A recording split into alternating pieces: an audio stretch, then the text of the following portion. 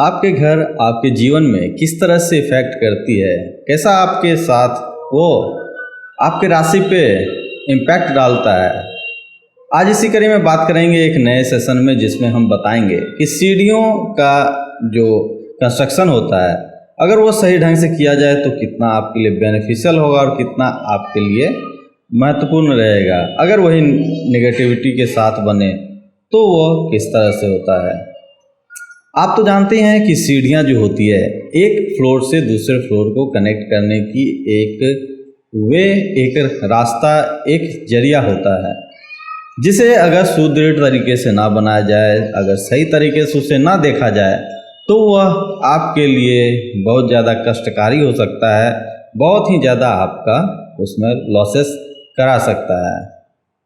चलिए इसी पर बात करेंगे। मैं नवीन कुमार शर्मा और आप देख रहे हैं इंफ्रास्ट्रक्चर सॉल्यूशन के वास्तुशास्त्र सेक्शन में।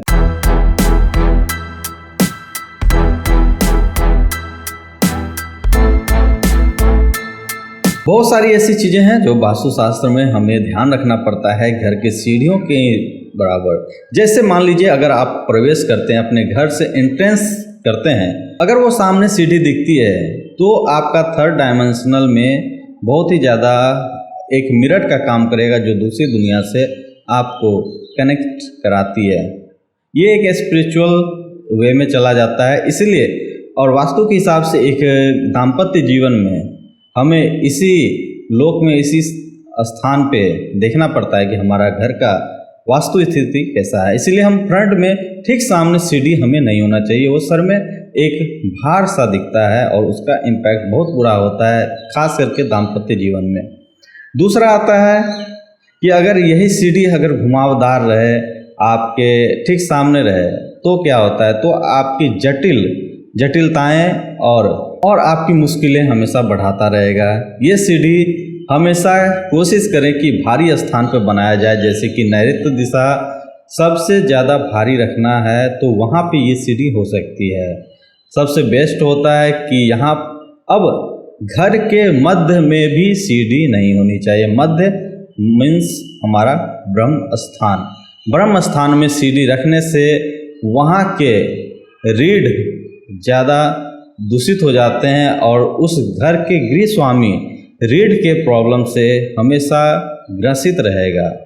15 ऐसे फैक्ट्स हैं जो सीढ़ियाँ कहाँ कैसे बनानी चाहिए और क्या रखना चाहिए। आइए एक एक करके बात करते हैं।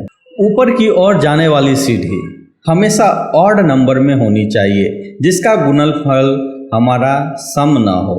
जैसे 3, 5, 7, 9, 11, 17, 19, 21, 23, इस तरह से ऑड जितने नंबर आएंगे उस हिसाब से हम अपने घर का कंस्ट्रक्शन सीढ़ियों का करेंगे। अब दूसरा आता है जो मैंने पहले बताया कि घर में घुसते ही सदैव ध्यान रखें कि सीढ़ियां हमें दिखनी नहीं चाहिए।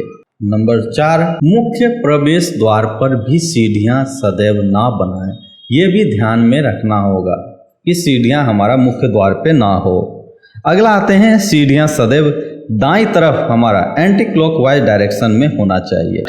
जहाँ तक हो सके कि सीढ़ियाँ हमारा सरफेस वो चिकना ना हो, वो रफ बने, ताकि अगर आप कोई बच्चा अगर ऊपर से दौड़ के आता है तो वो फिसलन की वजह से गिर ना सके। मिनिमम डायमेंशन हमारा सीढ़ी के जो ट्रेड होता है जिस पे हम पैर रखते हैं उसका अंतर हमेशा 9 इंच ही रहना चाहिए मिनिमम। उससे अबव आप ज़्यादा रख सकते हैं, ज़्यादा अंतर भी ठीक नहीं होता है। अगला आते हैं कि जहाँ तक सीढ़ियाँ हो सके दोनों साइड रेलिंग लगाए, जिससे चढ़ने में आसानी हो, लोग इसमें इफेक्टिवली चढ़ जाएं।